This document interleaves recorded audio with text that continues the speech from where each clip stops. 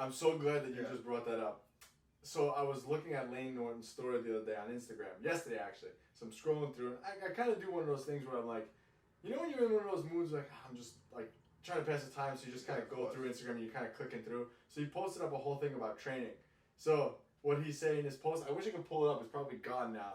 But basically like, you should be taking 1 or 2 hard sets to failure during your workout. And instantly what I said to myself is, oh, everybody's starting to shift away from volume again, and now it's going to shift into that. Oh, absolutely. Yeah, and it's making a shift too. Like when we talk about specifically like in the bodybuilding industry, lean is more like general population these days. It used to be like hardcore into just the bodybuilding scene, but if we shift into the bodybuilding scene, like maybe 5-10 years ago, the volume wave kind of came around and everyone was talking about volume. Lean was one of the first ones to start promoting that. And now if we talk about just the bodybuilding industry, after everybody went full volume, mostly now I see this more in the UK bodybuilding scene, they're like all low volume, high intensity training over there. Like nobody trains volume. It's almost like it's like a UK versus like a US thing at this point.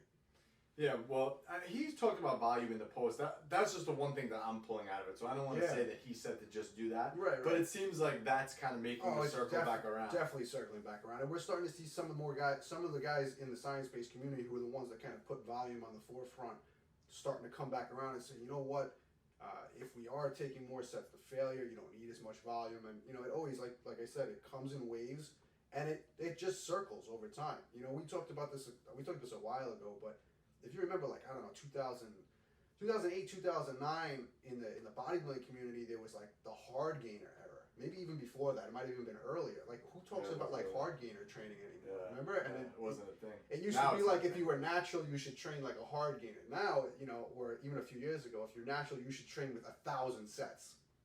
It's crazy how it shifts, yeah. I don't know, man. It's just, like I said, I don't know. It's fitness. That's what it is, and that's why I think fad diets, fad training styles, anything like that, they always come in and out because people always want that next, popular thing. Whatever's popular, people want to follow.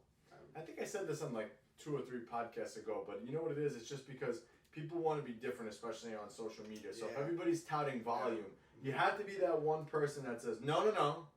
Right. You need to go train to failure. That's it. And then you'll have people who will gravitate toward that, and then other people say, look, that guy's getting a lot of traction, or girl is getting a lot of traction, so maybe it is low volume, I gotta talk about that. And then people start talking about that and whatever. And then you have us in the middle who speak to no one, basically. We really are in the middle. And, we are like trains on the track, man. Just steady and just going up. That's it. That's all we ever do is just steady and up, steady and up. And we never change course. We never get veered off. It's just steady, incremental changes over time. Yeah, and I think that's because of the fact of how we're so consistent with what we do. A lot of people that hop from one bandwagon to the next, they're in and out of training, they're in and out of dieting, and they go through phases where they're on point and when they're off course. And when you stay, like you said, you're just on track the whole time. You only make small changes as you progress and as you evolve, because you're doing the same thing that's getting you results over time.